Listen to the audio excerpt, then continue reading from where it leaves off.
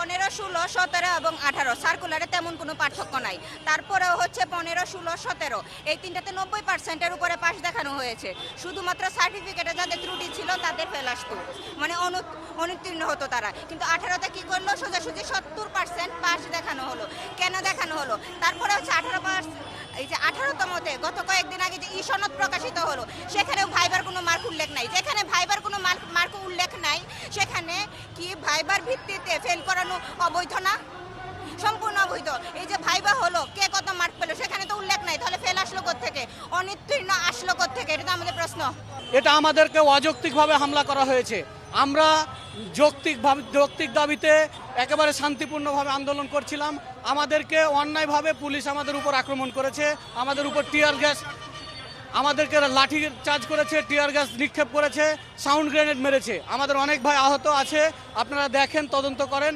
এখানে আমাদের যৌক্তিক দাবি, আমরা আমাদের সনদ চাই, আমরা আমাদের ন্যায্য দাবি আমরা পাস করেছি, আমাদেরকে সনদ দিচ্ছে না এনটিআরসি। আমরা এখানে ন্যায্য দাবি নিয়ে আমরা এখানে দাঁড়াইছি। রাস্তার মধ্যে পুলিশ আমাদের ইচ্ছাকৃতভাবে আমাদের এখানে বাধা প্রদান করছে। দেখেন, এখানে আমরা ভাইভাতে ফেল করানোর কোনো লজিক নাই আমাদের এখানে। যখন আমরা এনটিআরসি মহোদয়ের সাথে দেখা করছি, ওরা বলছে আপনাদের নাম্বার কম ছিল রিটেনে, কিন্তু রিটেনে আমাদের নিয়ম ছিল যে 40 নাম্বার পেলে রিটেন পাস। কিন্তু যখন রেজাল্ট দিয়েছে, আমরা গত পরশুদিন দেখছি, ওই রেজাল্টে দেখলাম 40 নাম্বার পেয়েও সে ভাইভাতে পাস করছে। তাহলে আমরা কি 40 নাম্বার পাই না? তাহলে আমাদের কোন যুক্তিতে ফেল করানো হয়েছে?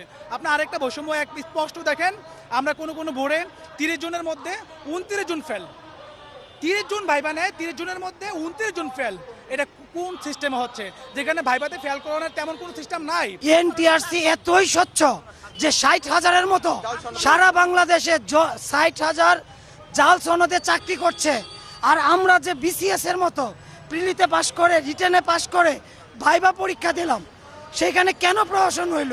আজকে আমরা প্রশাসন ভাই ন্যায্য দাবিতে আসছে, ভালো কথা। প্রশাসন ভাই কতটুকু সঠিক? 60,000 ভুয়া সনদের বিরুদ্ধে যাচ্ছেন না, 60,000 ভুয়া সনদের বিরুদ্ধে কিছু করছেন না। আমাদের ন্যায্য দাবিতে দেখেন আমাদেরকে কি করছে। আসলে যে বেসরকারি শিক্ষক নিবন্ধন পরীক্ষা, এই লিখিত পরীক্ষায় উত্তীর্ণ হয়েছিল, এদের মনে হয় লাখখানিকের মতো পরীক্ষা দিয়েছে। 60,000-এর মতো সর্বশেষ, মানে ভাইভাতে কিছু ফেল হয়েছে আর কি, আর পাস হয়েছে 60,000-এর মতো। তো যারা ফেল করেছে তাদের দাবি যে তাদের হচ্ছে পাস করা দিতে হবে। তো এই বিষয়টা নিয়ে তারা আরও 5-7 দিন আগের থেকেই বিভিন্ন জায়গায় আন্দোলন বা আলোচনা করতেছিল। আমরাও চেষ্টা করতেছিলাম যে ওরা যেসব জায়গায় কথা বলতে চায় তা কথা বলুক, কিন্তু জনদুর্ভোগ বা রাস্তার উপরে না আসে। আজকে তারা হুট করে আসে, কিন্তু কোনো প্রোগ্রাম দেওয়াও ছিল না। তারা প্রেস ক্লাবের সামনে আসছে, ভেরি গুড, প্রেস ক্লাবের সামনে তো অনেকেই আসে, কিন্তু তারা এখানে এসে আপনারা দেখছেন যে এখানে একবারে পুরো প্রেস ক্লাবের সামনে যে রাস্তাটা, এই রাস্তাটা পুরোপুরি বন্ধ করে দিচ্ছে। প্রায় আধা ঘন্টার উপরে ছিল। আমরা বারবার ওয়ার্নিং দিয়েছি যে ভাই আপনারা এখান থেকে সাইড হন, সিঙ্গেল লাইনে গাড়ি চালানোর ব্যবস্থা করে দেন। আপনাদের সচিবালয়ে কার সাথে কথা বলতে হবে, মাননীয় শিক্ষা উপদেষ্টাও সময় দিয়েছেন, বলছেন যে 12টার পরে সে হচ্ছে তাদের সাথে বসতে পারবে।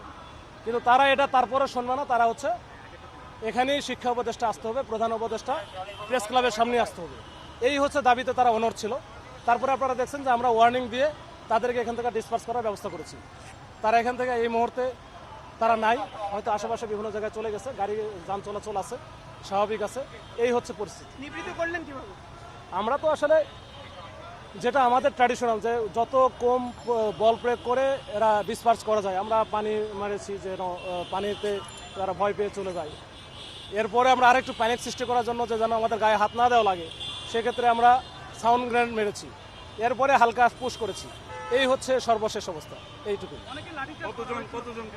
লাঠি এরকম আমার কিছু তো হবেই, সেটা আমরা ওইভাবে করিও নাই, আমরা করার চেষ্টাও করি না। আমরা চেষ্টা করছি একটু পুশ করা। অ্যারেস্ট মনে করি নাই, যেহেতু এরা এমনিতেই প্যারায় আছে, আমরা ওইভাবে যাই নাই।